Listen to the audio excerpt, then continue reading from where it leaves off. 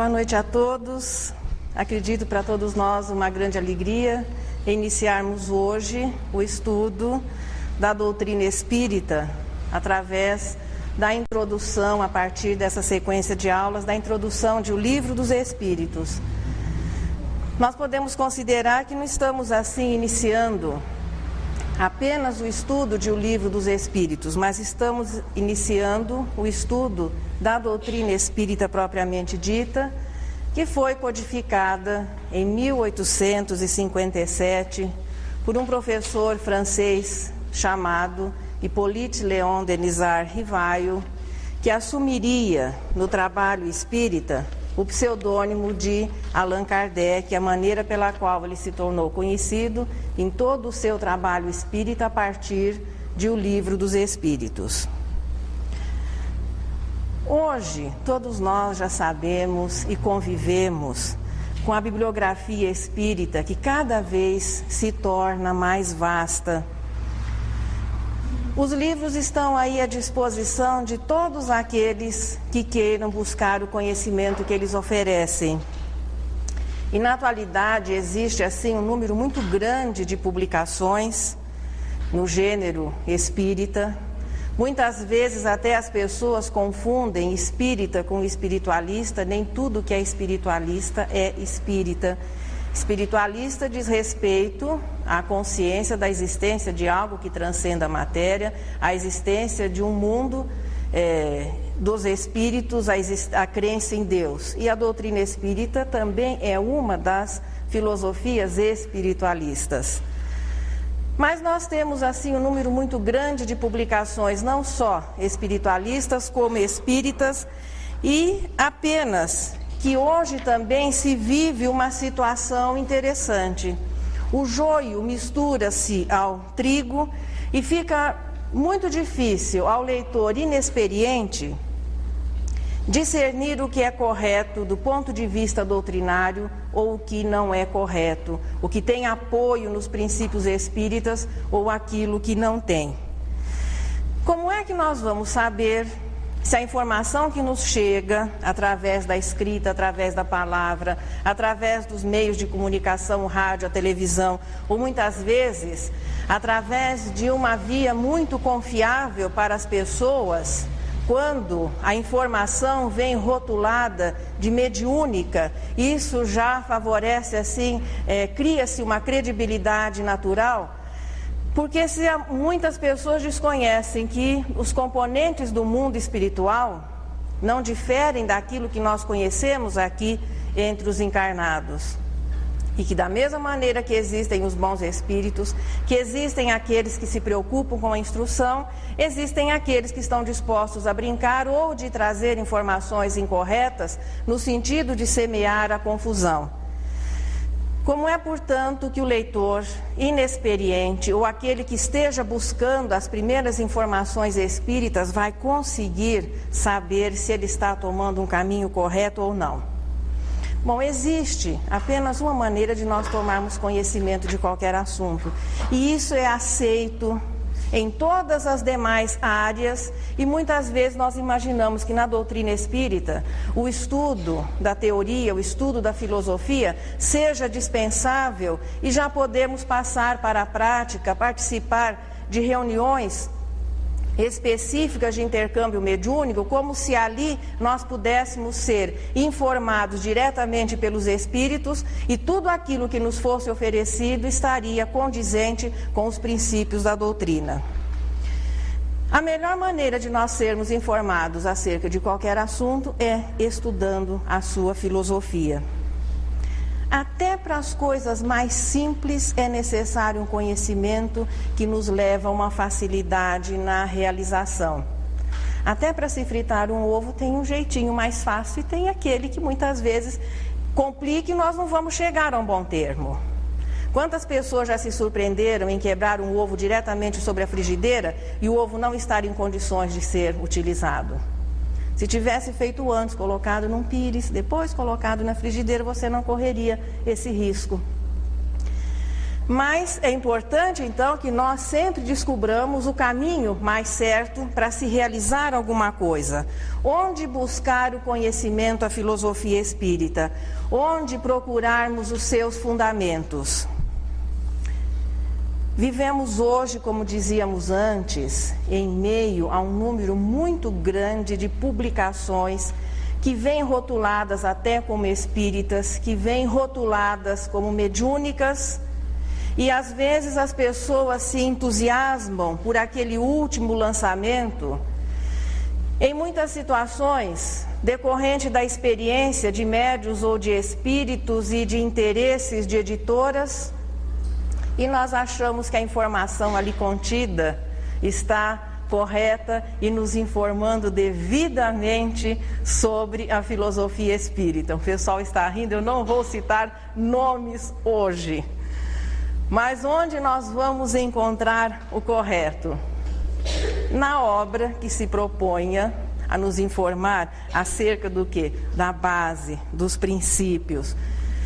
Qual é o primeiro livro que foi editado e que revelou ao mundo a existência de um mundo espiritual, que revelou ao mundo os princípios que formam o corpo doutrinário do Espiritismo? O Livro dos Espíritos, que foi publicado a primeira vez em 18 de abril de 1857. E o objetivo do Livro dos Espíritos nós vamos encontrar no finalzinho, quase um dos últimos parágrafos da introdução, que é muito extensa. E aí nós iríamos sempre sugerir aos companheiros que durante essas semanas, 3 semanas em que nós estaremos trabalhando na introdução do assunto, na introdução do estudo, cada um durante a semana vai lendo a introdução.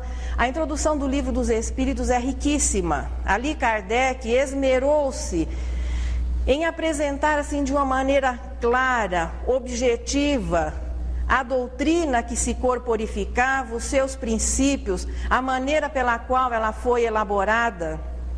Então é um conjunto de informações muito importantes a quem se propõe a estudar a doutrina espírita. E ele diz o seguinte: o objetivo da doutrina espírita é guiar os homens que desejem esclarecer-se, mostrando-lhes nestes estudos um fim grande e sublime, o do progresso individual e o do progresso social. Porque aí nós começamos a compreender que o progresso da humanidade depende da mudança, da melhora de cada um de nós. E a doutrina espírita ainda indica o caminho que conduz a esse fim, o caminho mais fácil para que se chegue a esse fim. O Espiritismo vem, portanto, revelar ao homem, enquanto ele está encarnado, esse é o aspecto importante, o que é que ele está fazendo nessa vida, nesse momento, o que é que nós estamos neste instante fazendo aqui. Se nós formos perguntar às pessoas, possivelmente boa parte delas não teria uma resposta precisa do que é que nós estamos fazendo neste instante. Às vezes você vê assim as pessoas já idosas e sente-se, depois que se passa dos 20 principalmente, nós sentimos a diferença que isso estabelece. E se você não tiver uma compreensão de que a vida física não é a única coisa importante, acredito que a pessoa vai se sentindo desconfortável, porque tudo que é importante vai se tornando cada vez mais difícil e você sabe que não pode deter as horas, que os dias vão passando, que o tempo vai passando e chega o momento em que nós vamos morrer. Vamos usar por enquanto este termo. Se não existir uma consciência de continuidade, acredito que seja muito difícil se viver todos os problemas ligados à idade que vem chegando, embora as pessoas não desencarnem todas em idade madura, mas aquele que vive mais, claro que vai aproveitando cada minuto e naturalmente sentindo a passagem de cada minuto. Quantas pessoas poderiam dizer com segurança o que é que nós estamos fazendo nesse momento aqui no planeta Terra? Hoje é dia 10 de julho, né? 1997, exatamente, às 20h26. O espírita sabe o que ele está fazendo por aqui. Boa parte das pessoas tem no amanhã alguma coisa indefinida. O que não deve ser muito estimulante às nossas realizações do presente, se nós não temos certeza do que nos reserva o futuro. Luta-se uma existência inteira de trabalho, de esforço, de sacrifício. Naturalmente também vamos viver momentos de alegrias, momentos de felicidade, mas terminada a vida, o que acontece? O nada é uma perspectiva terrível. Então tudo que você construiu, os sentimentos que foram desenvolvidos, o seu esforço, tudo isso desapareceria ante o inevitável nada. E a ida para o céu? Quem de nós aqui, em sã consciência, se sentiria habilitado a conviver com os anjos, os santos, Jesus, Deus, nessa linha de raciocínio? Será que nós nos sentiríamos assim, confiantes que se morrêssemos agora, continuaremos usando o termo morrer, estaríamos habilitados a ir para o céu? Ou a nossa consciência nos apontaria alguns pequenos problemas e nós nos sentiríamos talvez mais direcionados a uma ida irremediável para o inferno? De lá não se sai. Não existiria nenhuma outra oportunidade para que você pudesse arrepender-se, recuperar o tempo perdido. Sentindo o tempo passar e diante do nada, uma ida pouco provável para o céu, uma ida mais provável para uma eternidade de penas, acreditamos que o que mais se procure fazer é, na medida do possível, procurar brecar essa jornada. No máximo que nos seja possível, diminuir, quer dizer, permanecer o mais tempo aqui, vivendo, porque essa passa a ser a única situação segura e real. Diante de um amanhã indefinido, o momento que nós estamos vivendo aqui, tendo um corpo, passa a ser a única situação real, concreta, segura, e é a isso que nós, evidentemente, nós iríamos nos agarrar. Tendo o corpo, estando vivo, entre aspas, e grifado, nós temos uma identidade, nós temos um endereço, nós temos uma família. Outra coisa muito importante, que vivo tem é talão de cheque para resolver uma série de problemas, que desencarnado, já sabemos, à luz da doutrina espírita, não vai funcionar mais. Mas tendo o corpo, você se sente existindo, aquele eu sou assim de uma maneira muito agradável, muito reconfortante, eu posso, eu tenho. Isso acaba sendo a realidade para aquele que naturalmente não tem certeza do amanhã e passa a investir apenas no que é concreto, no que é real. Se nós não temos certeza do futuro, vamos aproveitar da melhor maneira que pudermos o que a vida nos esteja oferecendo por agora. Apenas que nós sabemos que vai chegar o dia de morrer. Todos os seres vivos cumprem o seu ciclo vital, a espécie humana não é diferente. O temor da morte passa a ser uma constante preocupação. Pode ver que a maioria das pessoas não gosta de falar no assunto, não se gosta de conversar sobre morte. Embora seja uma situação inevitável, mas quando se tem 20, nós achamos que os de 40, 50, assim, já são idosos. Hoje eu acho os de 80 tão jovens, meu Deus, na flor da idade, né? Se encarnou com 80 anos. Então você fica naquela situação angustiosa de querer diminuir a marcha, em função do quê? Desse medo que, à luz da doutrina espírita, se torna irracional, mas que é o temor e vem com uma forte carga instintiva em que o indivíduo, veja, todos os seres vivos, existe uma força interior que faz com que eles lutem por manter-se vivos, e nós continuamos tendo essas atitudes irracionais.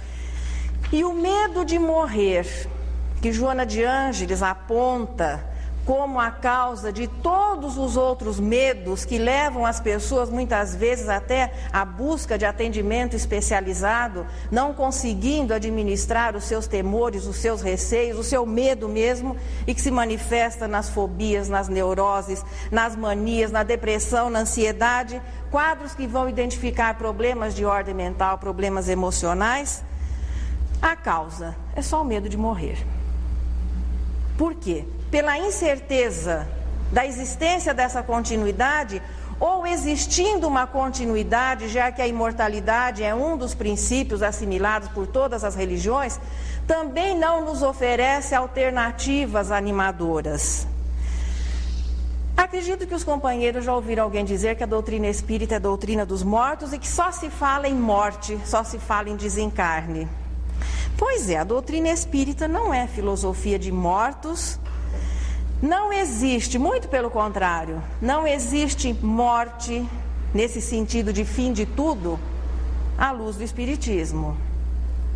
A morte é simplesmente a desagregação do corpo. Mas o ser inteligente, o ser pensante, aquele que sente, aquele que fala, aquele eu que nós manifestamos através do corpo que nos serve a cada reencarnação, esse continua a existir. O que o Espiritismo nos informa é que existem duas situações apenas. Existem os espíritos que podem se apresentar no estado de desencarnado ou de encarnado, mas mantendo sempre a sua individualidade e sendo seres incorpóreos que povoam o universo fora da vida material. Outra coisa que o Espiritismo nos informou, e acredito que para quem tem uma preocupação muito grande com o futuro, um temor irracional com relação à morte, a partir do momento que Deus nos cria, a partir do momento que fomos individualizados do princípio espiritual, que é o elemento constituinte do espírito, nunca mais deixaremos de existir. Possivelmente no momento esse nunca mais não seja alguma coisa que nós consigamos dominar. O que é viver para sempre? É ganharmos a eternidade a partir do momento que fomos criados. Nem um céu imediato e pouco provável, nem um inferno onde sofreríamos por toda a eternidade, mas uma sequência sublime, maravilhosa, muito interessante, de vida para o espírito, que vão sendo desenvolvidas em etapas reencarnados, em etapa desencarnados, sendo o progresso o resultado dessas duas situações. O aprendizado que se faz junto ao corpo, o aprendizado moral que se faz na vida espiritual, as experiências que vão ser vividas quando encarnados. Da soma dessas duas situações, nós temos o progresso moral.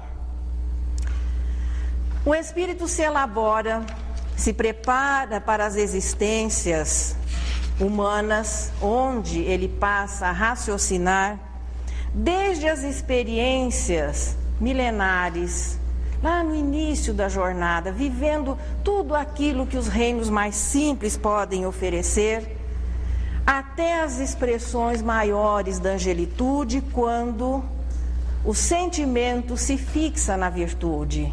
E aí sim, a alma passa a ser naturalmente boa e sábia. Mas Deus não exige que isso seja feito em uma única oportunidade. Nós temos aí toda a eternidade para desenvolvermos o nosso potencial. Inteligente é aquele que entende esse mecanismo e, a partir do momento que começa a raciocinar e entender o que é a vida, participa mais ativamente do seu próprio progresso.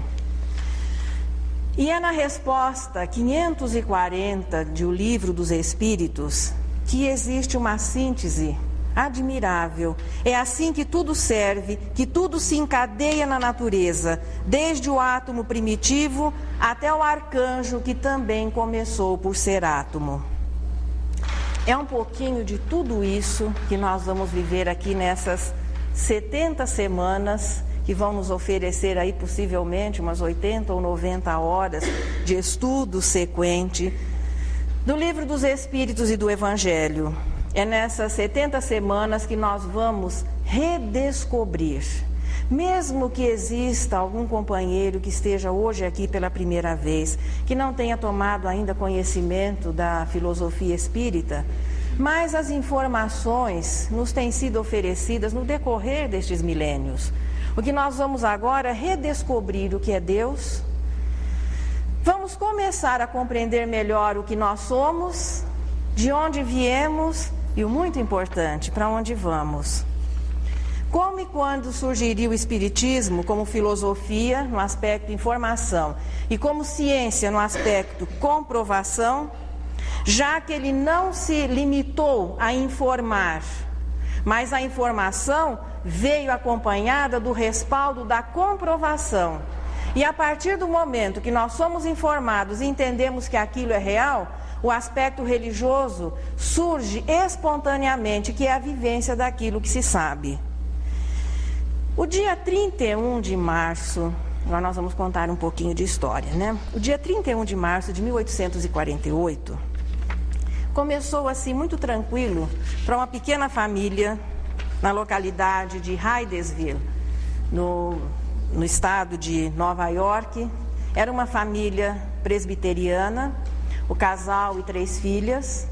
Um dia calmo e tranquilo, mas à noite trouxe algumas revelações surpreendentes. Aliás, este assunto daria um ótimo filme desses que a ficção explora como sobrenatural. Um roteiro maravilhoso aí à disposição de alguém que se habilitasse a dramatizar as situações vividas pela pequena família Fox. Charles Rosner era um caixeiro viajante que havia sido assassinado naquela casa. Olha o clima. Ele havia sido assassinado naquela casa, que era uma hospedaria antes que a família Fox a ocupasse. O casal Bell, possivelmente querendo surrupiar os seus objetos, acaba assassinando o seu Charles Rosner. O crime fica encoberto.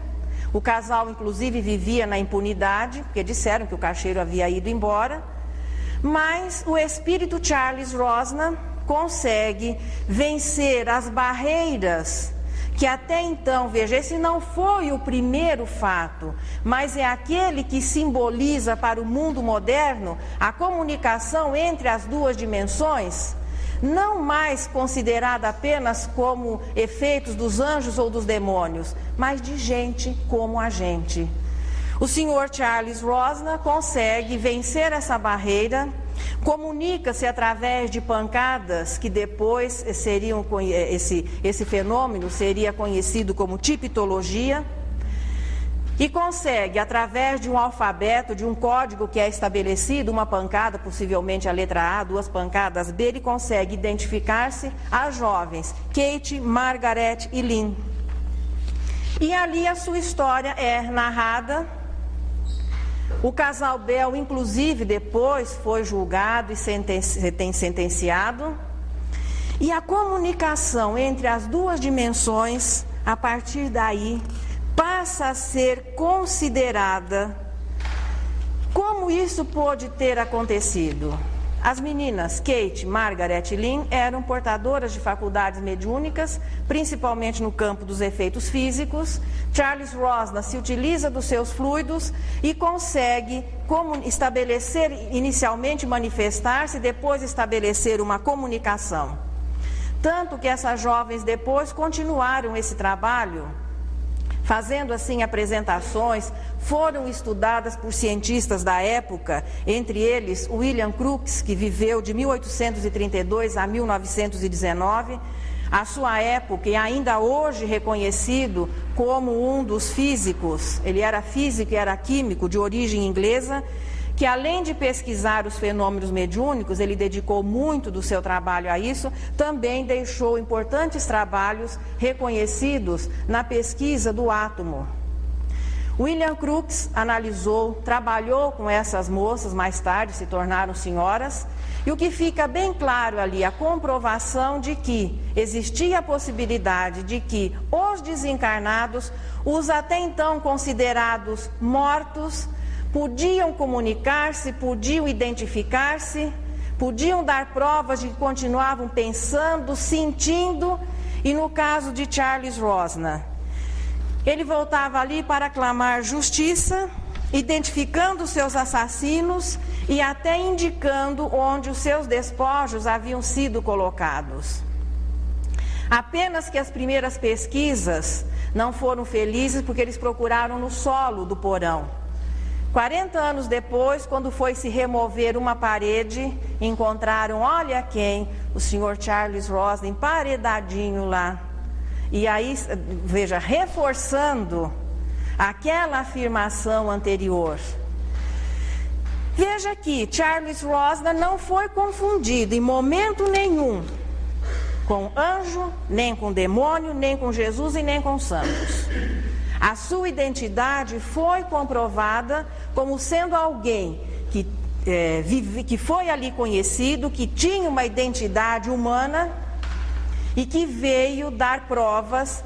Ele possivelmente imaginou que estivesse apenas cuidando do seu problema, procurando a justiça e procurando, claro, indicar os que foram os causadores da sua morte. Mas ele estava participando de um movimento muito maior. Ele estava participando do movimento precursor do advento da codificação espírita. Se este caso fosse apenas um caso isolado, possivelmente nós estaríamos aqui agora comentando, passados tantos anos, em 1997, em Ribeirão Preto, muito distante da realidade de Hydesville e daquela época de 1848.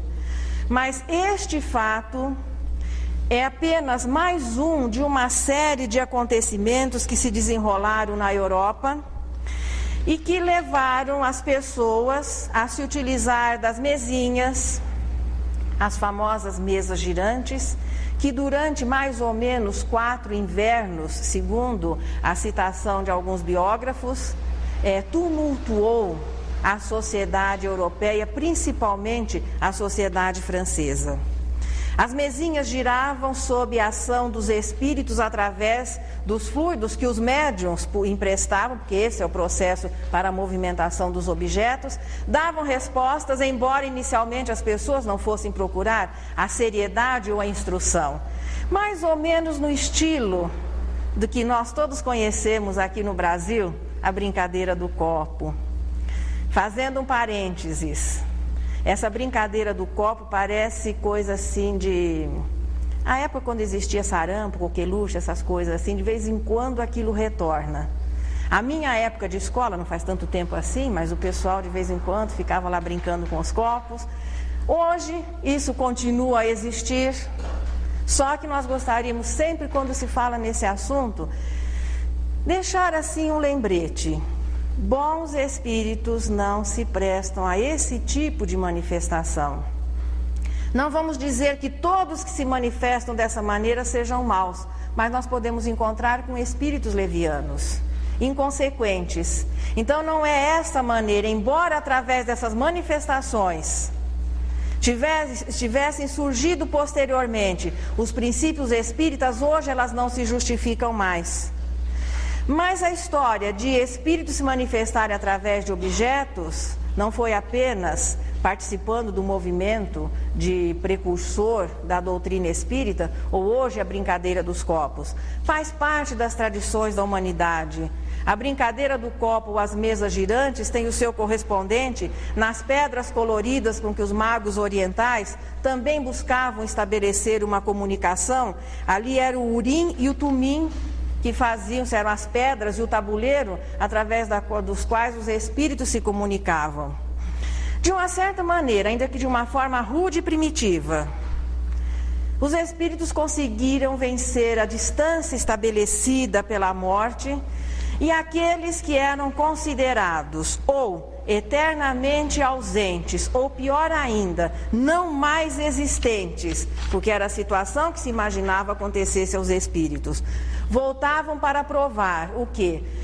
A sua continuidade e nos fortalecer com respeito a alguma coisa muito importante, a nossa. Se os outros continuaram, nós temos a garantia de que nós também vamos continuar. Muitos com a intenção de perturbar, outros com a intenção apenas de oferecer uma diversão, em muitas situações assustando, em outras orientando as pessoas, mas em primeiro lugar, o objetivo de todas as manifestações e a comunicação, em primeiro lugar, é a prova da continuidade e o veículo ideal para oferecer a instrução à humanidade terrestre. Jesus afirmou em muitas oportunidades, veja, a filosofia do cristianismo é toda baseada na imortalidade. O cristianismo só se torna lógico se nós nos entendermos espíritos imortais e essa sequência de reencarnações que nos levam à responsabilidade do espírito.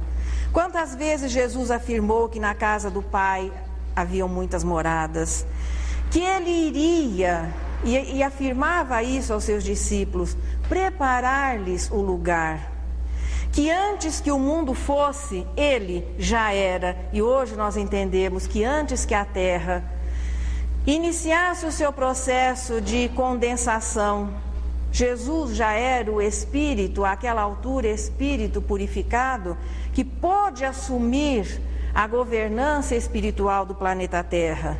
Em outras oportunidades, ele afirmou que o seu reino não era desse mundo, deixando bem clara a existência de uma realidade, de uma dimensão, além dos limites estabelecidos pela matéria no seu estado de ponderabilidade. A tipitologia inicialmente ocorreu através das pancadas, através de manifestações espontâneas, inesperadas, assustando, divertindo, preocupando, orientando as pessoas.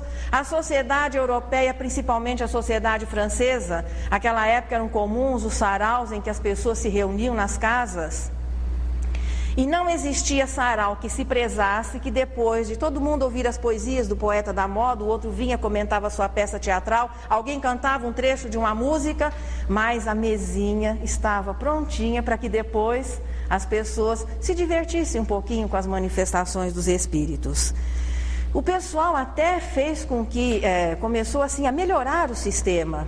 Não a mesa batendo o pé, mas por que não se fazer um ponteiro fixo e um tampo móvel? Em que bastava apenas girar e o ponteiro determinava as letras e alguém ficava pacientemente anotando N, A, O, S, para que o texto depois se materializasse. Chegou-se a se utilizar cestas com o lápis amarrado, o médium apoiava, essas cestas semelhantes a essa que se coloca vinho, então o médium a colocava, os sensitivos da época, o termo médium ainda não existia, apoiavam as suas mãos e a cestinha ia traçando as letras. Até que um dia, eu sempre procuro imaginar que as coisas, porque os espíritos bem que podiam ter dito logo de início, segura o lápis na mão que nós resolvemos o problema, mas eles não disseram. O pessoal foi dando asas à criatividade. Vai ver que um dia alguém esqueceu a cesta, alguém esqueceu o outro pratinho que ficava emborcado e se colocava o lápis no meio. Sem querer o médium segurou o lápis na mão e a mensagem começou a chegar de uma maneira mais clara, mais tranquila. As sessões começaram a se realizar na Europa, nos Estados Unidos, até no Brasil existem referências acerca do assunto, porque já existia a prática, já existia o atendimento de passes, antes que a doutrina se estruturasse como filosofia, através dos princípios contidos nas obras básicas. Abriu-se assim aquele campo novo para as experiências, muitas pessoas buscando frivolidades, outras buscando solução para problemas, como ainda hoje muitas vezes se busca no intercâmbio com o mundo espiritual. Era muito comum a existência de médiuns dotados das faculdades que permitiam esse tipo de manifestação e que hoje às vezes se cobram, mas não existem mais tantos médiuns de efeitos físicos? Ora, quem determina a existência dos tipos, das modalidades de mediunidade não somos nós. Mediunidade é um compromisso que o espírito assume com Deus antes da reencarnação. Vivemos hoje a realidade da mediunidade no seu efeito inteligente. Então não é mais no sentido de sensibilizar aos sentidos, mas de orientar e de instruir as pessoas. Mas naquela época os médiuns de efeitos físicos eram mais comuns e os espíritos se utilizaram para promover aquela tremenda campanha publicitária, chamando a atenção da humanidade de uma maneira, podemos dizer assim, concreta, provando o quê? A existência, a atuação, a possibilidade de comunicação dos encarnados com aquelas inteligências incorpóreas, a maioria delas tendo já uma identidade material comprovada, finalmente deixando bem claro que ninguém morre, que apenas se desencarna. E a morte, a partir daí, começa a ter um sentido novo. Temporariamente, nós tomamos emprestado um corpo para viver as nossas experiências. Quando ele não oferece condições, retornamos à nossa vida espiritual e nos preparamos para uma nova reencarnação até que esse processo não seja mais necessário. Mas por enquanto ainda vamos reencarnar muito. Só deixa de ser necessário quando atingirmos a pureza de espírito. 3 de outubro de 1804. Nasci em Lyon, na França, uma criança do sexo masculino que recebe o nome de Hippolyte Léon Denisard Rivaio, filho de Jeanne de Ramel e de Jean-Baptiste Antoine Rivaio. Ele era uma família de magistrados, mas o jovem Hippolyte sentiu assim uma atração maior para o magistério. Ele quis ser professor e sujeitar-se a tudo aquilo, as dificuldades que a carreira de professor já oferecia naquele tempo. As coisas não se modificaram muito no decorrer dos anos. Fez os seus primeiros estudos em Lyon. Depois, a sua família o enviou para que pudesse frequentar a melhor escola que o mundo poderia oferecer naquele instante a qualquer pessoa. Não no sentido de ser uma escola mais cara ou mais barata, não. É porque o espírito que veio com o compromisso de amparar, de apoiar e de preparar o menino Hippolyte para o trabalho que Allan Kardec deveria realizar, nesse momento vivia a sua melhor fase.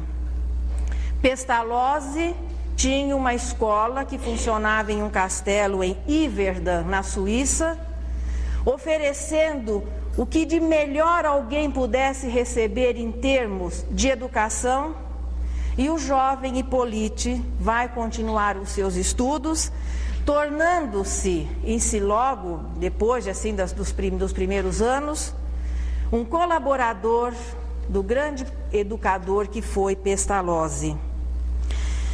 Bom, ele saiu da sua escola falando fluentemente o alemão, o inglês, o italiano, o espanhol e o flamengo, e mais tarde também se familiarizou com a língua portuguesa, bacharelou-se em letras e ciências. Dizem alguns dos seus biógrafos, porque nós nos habituamos com os retratos de Kardec, parece uma visão assim muito austera. A impressão que se tem é que ele era muito sério, mas alguns biógrafos, e entre eles Leon Denis, que não foi exatamente um biógrafo, mas conheceu de longe Kardec. Interessante que Leon Denis nunca teve oportunidade, embora tenha sido um dos continuadores da obra, ele nunca conseguiu estar ou conversar quando encarnado com o codificador. A última oportunidade foi quando Leon Denis se dirige a uma reunião, uma palestra que Kardec havia efetuado, e não conseguindo entrar, ele espera no outro dia e vê que Kardec está no quintal junto com Amélie. Então, quando ele vai entrar, lógico, ele deveria ter 1 milhão de perguntas para fazer, Kardec estava, subiu em uma escada e colhia frutas e dava para Amélie. E ele falou que não se sentiu, naquele momento, ele não teve coragem de interromper aquele momento íntimo, bonito, na vida de quem ele respeitava tanto. Mas, entre eles, Leon Denis diz que Kardec era uma pessoa simpática, bem-humorada, bom conversador quando entre pessoas íntimas, quando se sentia à vontade, de maneiras nobres, finas. Este era o espírito que se preparava para a terceira mudança, oferecendo o melhor direcionamento ao sentimento de religiosidade da humanidade terrestre. A primeira foi o Decálogo, a segunda, o cristianismo, terceira, a doutrina espírita. Ele retorna depois à França, ali em sociedade com um tio, funda uma escola nos moldes daquilo que ele havia conhecido com Pestalozzi. Apenas que o tio não era um sócio muito honesto e eles acabam arruinados. No dia 6 de fevereiro de 1832, o professor Rivaio, já começando a ter méritos, ele publicou outras obras didáticas. Então, como Hippolyte Léon Denisard Rivaio, ele deixou um nome respeitado, publicou várias obras escolares. Depois, sim, quando Allan Kardec, esse pseudônimo foi só ligado às obras espíritas. Mas ele se casa com uma professora também, Amélie Gabrielle Boudet, 9 anos mais velha do que ele. Hoje, às vezes, a gente estranha essas diferenças de idade. Amélie Gabrielle era 9 anos mais velha do que Kardec, mas ele parte bem mais cedo e ela fica, depois dos 80, continuando, sendo assim, a primeira continuadora, o apoio direto da codificação espírita, então, iniciando aquela florzinha tenra que precisava realmente do apoio. Ele reinicia a vida depois dessa experiência desastrosa, ele reinicia a vida como guarda-livros, hoje correspondente ao contador. Faz traduções e leciona à noite para poder se manter, para poder viver. Em 1864, antes de tornar-se o codificador da doutrina espírita, o professor Rivaio dedicou-se ao estudo do magnetismo.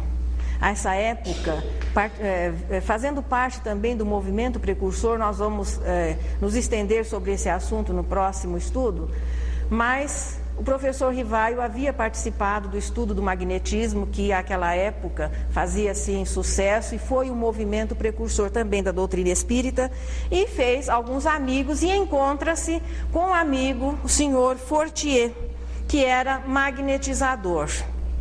E o senhor Fortier vem contando aquela novidade da qual ainda Rivaio não havia tomado conhecimento. Mas é extraordinário, dizia o senhor Fortier, não apenas as mesas giram, como também se consegue que elas falem. Eu fico sempre imaginando o olhar que ele deve ter recebido de troco. Porque, afinal de contas, Kardec é uma pessoa preparada, professor de ciências, e se alguém chegasse hoje e dissesse que a mesa se movimenta sozinha e que fala, nós iríamos, ou a pessoa não está muito bem, ou então ele está brincando. Kardec lhe responde: eu crerei quando vir. E quando me provarem que uma mesa dispõe de cérebro para pensar, nervos para sentir, e que pode-se torná-la sonâmbula, que era um recurso do qual o hipnotismo se utilizava. Então, que nós poderíamos hipnotizar, e que a mesa, como é que vai se hipnotizar um objeto inerte? E o assunto terminou por aí. O professor Rivaio continuou levando a sua vidinha, 1854. Em 1855, ele se encontra com outro amigo também da sua época de magnetizador, o senhor Carlotti. Esse era de origem italiana e possivelmente deve ter falado não só com a boca, mas com as mãos, e acabou convencendo o professor Rivaio a participar de uma daquelas tão interessantes reuniões em que as mesinhas giravam, falavam e davam recados. A reunião aconteceu em uma terça-feira, uma terça-feira de maio de 1855. Não se tem a data certa, porque nos apontamentos de Kardec ele não colocou o dia do mês. Ele anotou apenas e deixou um espaço, que era uma terça-feira, maio de 1855. A reunião foi realizada na casa de Madame Plenemaison. E ali ele presencia pela primeira vez aqueles fenômenos estranhos que faziam com que os objetos se movimentassem e até dessem respostas inteligentes. À medida que ele foi se familiarizando, na primeira vez em que ele participou não aconteceu nada, mas ele voltou depois, e à medida que ele foi se familiarizando, um dos espíritos que se manifestava e se comunicava, e que usava o pseudônimo de Zéfiro, passa a conceder ao professor Rivaio uma atenção especial. Se com os outros ele conversava frivolidades, com Kardec, com o professor Rivaio, desculpem, o assunto era sempre mais sério e ele se estendia um pouquinho mais. Até no pseudônimo desse espírito nós vamos encontrar um recadinho. A alma tem sido representada como vento, como ar nas tradições dos povos. Zéfiro é o nome do vento em grego. E esse espírito se utiliza o pseudônimo Zéfiro, identificando-se o quê? Representando os componentes do mundo espiritual.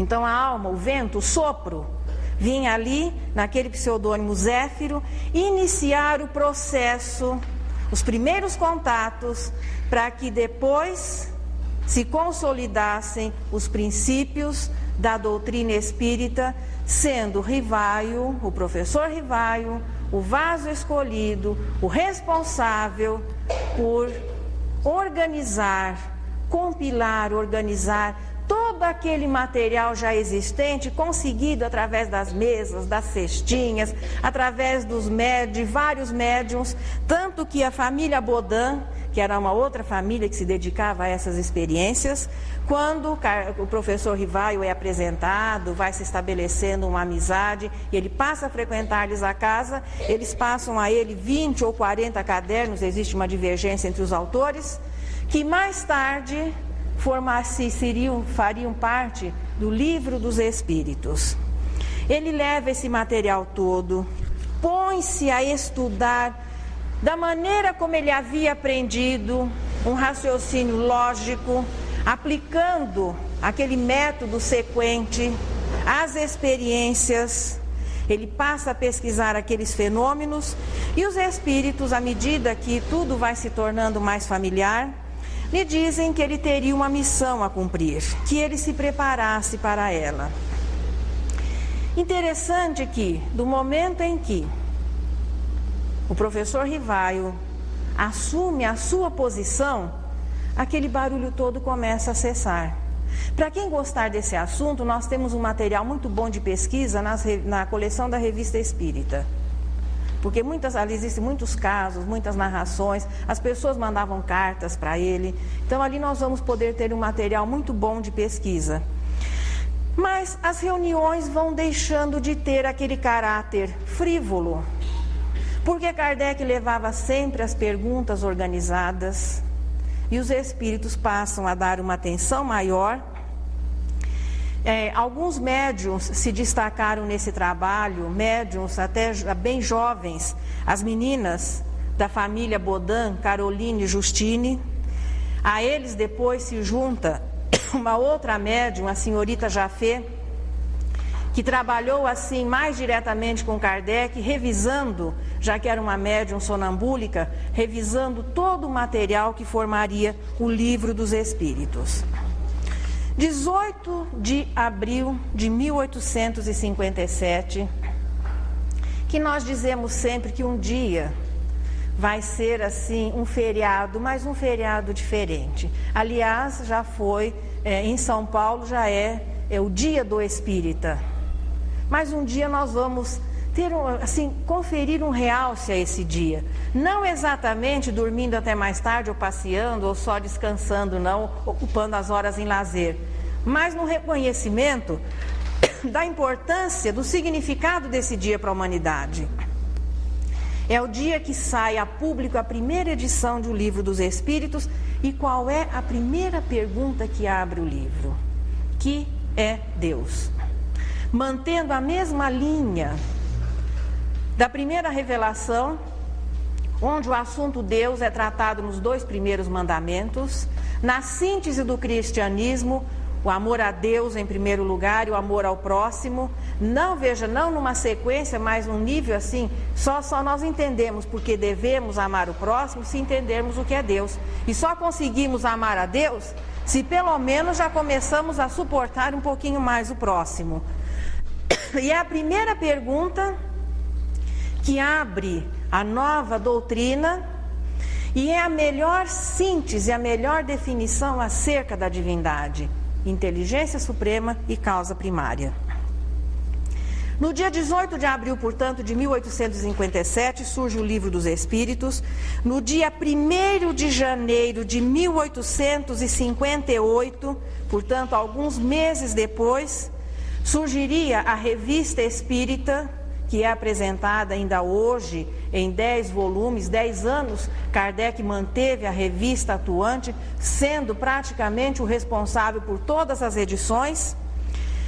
E no dia 1º de abril de 1858 ainda, surge no cenário terrestre o primeiro centro espírita. Porque na organização, no movimento, na organização administrativa da doutrina espírita, não existe aquele órgão central que determina o surgimento dos templos. Não existe o templo. Surge o centro espontaneamente da necessidade que as pessoas têm, que um grupo tenha de organizar-se e a partir dali passar a estudar em conjunto as obras espíritas. A Sociedade Parisiense de Estudos Espíritas surgiu dentro dessa necessidade, já que de início as reuniões começaram a ser na casa de Kardec, depois eles alugam outro lugar, mas a Sociedade Parisiense de Estudos Espíritas se estrutura como um centro espírita com estatutos definidos que nós vamos encontrar lá no final de O Livro dos Médiuns. Estatutos muito bons que ainda hoje, salvo algumas coisinhas que têm que ser adaptadas, ajustadas, atenderiam ao funcionamento de qualquer sociedade espírita. A partir do trabalho espírita, os espíritos lhe sugerem que o professor Rivaio usasse o pseudônimo de Allan Kardec e o informam que Allan Kardec era o nome que ele tinha em uma reencarnação anterior, quando havia sido druida, vivendo na Gália. Esse é o pseudônimo, veja, é como se o homem Hippolyte Léon Denisard Rivaio deixasse de existir e surgisse apenas a figura do codificador de Allan Kardec.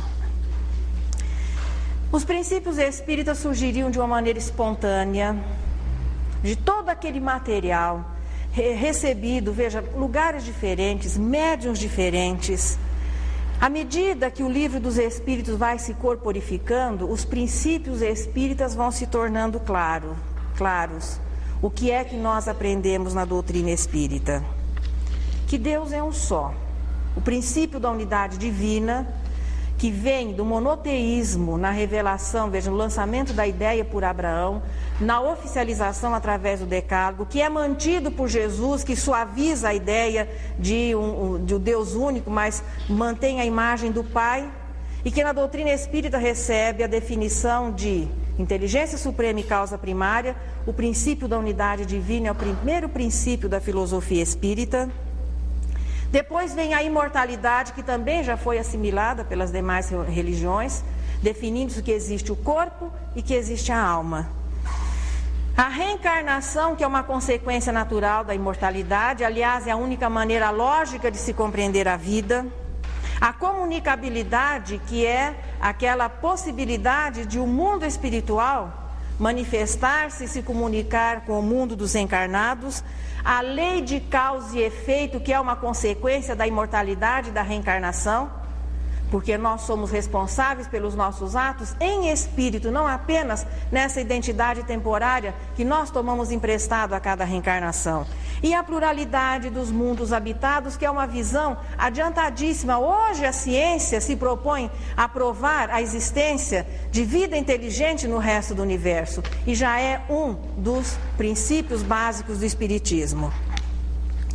Quando o trabalho começa a se delinear, particularmente eu sempre admiro as pessoas que têm aquela fé, mesmo que às vezes não raciocinada, mas que as motive a, de uma certa maneira, renunciar, a trabalhar um pouquinho mais, a estarem em paz consigo mesmo, aquela confiança na existência de Deus, aquela confiança de aquele ideal, aquela força, como teve Abraão, como teve Moisés.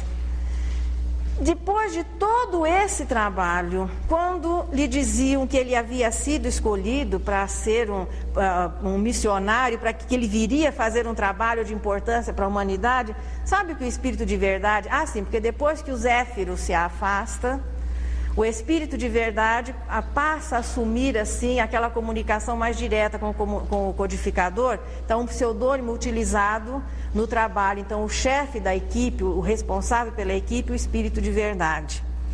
Ele se apresenta ao codificador e diz o seguinte: olha, você vai ter um trabalho muito grande, inclusive colocando assim o desgaste que haveria, e que ele se colocava à disposição de Kardec 15 minutos por mês. Quantos de nós teriam passado por essa prova? Puxa, mas então, veja, eu tenho que realizar toda essa tarefa e o senhor, que é o chefe, me diz que só pode me dar atenção 15 minutos por mês? Mas essa foi a proposta inicial. Incansavelmente, o professor Rivaio, que nós podemos exemplificar assim, a Fênix, Kardec é aquele que renasceu das cinzas da identidade anterior. Ele assume o trabalho, dedica os 11 anos seguintes, que foi a complementação da sua existência, e as obras que formariam o corpo doutrinário do Espiritismo vão se materializando. As pessoas que procuravam distração, frivolidade, esses foram se afastando, os amigos vão chegando, a família Delane, o pai, a mãe de Gabriel Delane. Gabriel Delane era bem jovenzinho, mas viveu assim muito perto, eles inclusive eram vizinhos. Camille Flammarion, que à época era um dos astrônomos mais promissores, considerado um gênio. O pessoal vai se juntando, dando aquele apoio direto, mas sempre assim, de uma certa maneira apoiados na força de Allan Kardec, e as obras vão surgindo. Aí nós voltamos ao comentário de início. Qual é a primeira obra que nós vamos conhecer, que nós vamos estudar, se nos propomos a conhecer o que é o Espiritismo? É óbvio, mas parece que isso às vezes ainda é difícil de ser entendido pelos espíritas. Eu já vivi situação semelhante, acredito que muitos de vocês já viveram, que você entra numa casa espírita e pede essa informação, e o dirigente ou a equipe da casa, não, esses livros aqui são muito difíceis. Então não é por esse que se começa. Vamos fazer o seguinte: antes se começava pelo Nosso Lar, hoje Violetas na Janela. Leva esse, com esse aqui você vai entender direitinho. Nosso Lar foi best-seller até que as Violetas surgiram. Pois é, então esse vai te dar toda a informação.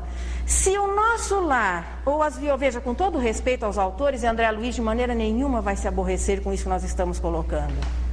Se o Nosso Lar tivesse que ser a primeira obra, ele teria surgido no dia 1º de abril de 1857. Não dependeu da vontade de Kardec, nem dos encarnados, para que o Livro dos Espíritos fosse o primeiro. Ali nós temos 1019 respostas, as 1019 perguntas mais urgentes do aprendiz, do iniciante, para que ele possa tomar conhecimento do que é o Espiritismo. Então, o Livro dos Espíritos não é o mais difícil, não é aquele que você precisa, não, você precisa ter um conhecimento doutrinário para poder ler o Livro dos Espíritos. Mas que absurdo! Conhecer a doutrina onde? Se não nele em primeiro lugar. O primeiro, portanto, é o Livro dos Espíritos. Em 1861 vem o Livro dos Médiuns. 1864, para surpresa de muitas pessoas, o Evangelho segundo o Espiritismo. 1865, o Céu e o Inferno. 1868, a Gênese. Não importa o número de obras publicadas em nome da doutrina espírita ou que representem, a maioria delas representa muito bem o pensamento espírita. Mas vai ser muito difícil nós conhecermos todas e termos condições de avaliação se aquilo que está sendo oferecido é o correto. Então vamos usar o bom senso. Camille Flammarion chamou o codificador de bom senso reencarnado. É mais fácil conhecer estas 5, ter dentro de nós bem firmados os princípios espíritas, porque aí tudo aquilo que nos for oferecido, seja mediúnico, seja de autor encarnado, seja um artigo de jornal, a informação que um espírito traga através da mediunidade de alguém, se não se ajustar àqueles princípios, nós vamos respeitar o pensamento de espíritas, de médiuns, de editores, de autores, de todas as pessoas. Mas vamos nos reservar o direito de selecionar. Só que nós só vamos conseguir isso se conhecermos os princípios espíritas. A proposta desse trabalho é oferecer aos companheiros, de uma maneira muito simples. As pessoas nos cobram uma bibliografia maior. A proposta deste curso é oferecer uma visão do que é o Espiritismo dentro das obras básicas. Depois nós vamos ter todo o tempo que quisermos para as nossas pesquisas. Não que não consideremos os bons autores, mas o tempo que nós temos, a proposta desse trabalho é trazer para os companheiros um resumo daquilo que é colocado neste programa, o Livro dos Espíritos do Evangelho. O finalzinho da história nós vamos deixar, é claro, para a próxima semana. Durante 11 anos, Kardec dedicou-se de corpo e alma, inclusive jogando assim a sua saúde, tendo um desgaste muito grande, mas voltando vitorioso pela realização da sua tarefa. Esse é um assunto da semana que vem. Mas a poesia se intitula Visão Nova. É aquele momento em que nós vamos nos preparar, embora durante esse estudo em conjunto, nós já estamos melhores do que quando aqui chegamos, mais receptivos, mais tranquilos.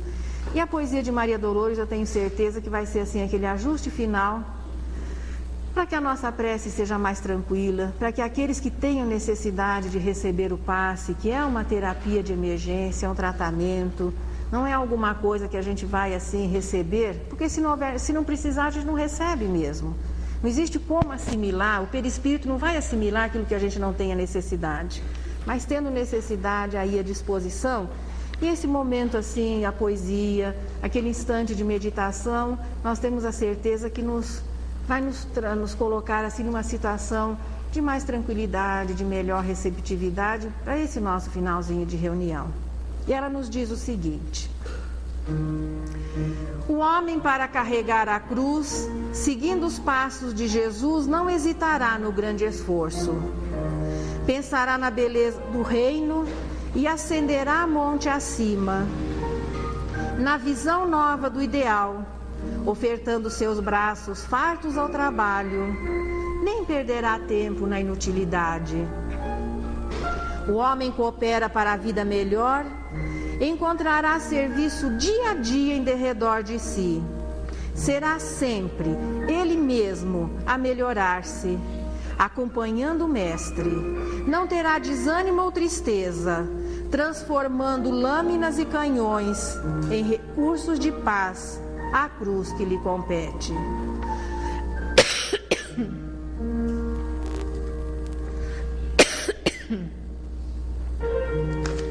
Perdoando 70 vezes 7 a ofensa que venha receber, não ferirá ninguém, porque vive em Jesus para a força do bem.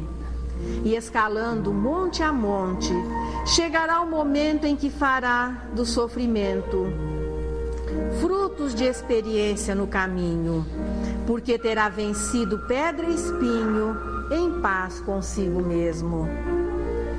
Vendo a vida do alto, anota as maravilhas. Das maravilhas do universo, refletirá no coração as luzes do Senhor, mesmo sem conhecê-las. Dos céus, fitando a lágrima e a terra, a que a humanidade ainda se aferra, ele conhecerá que, embora a dor e a guerra, que a nossa linda terra é um hotel 5 estrelas. E que nós possamos, neste instante final,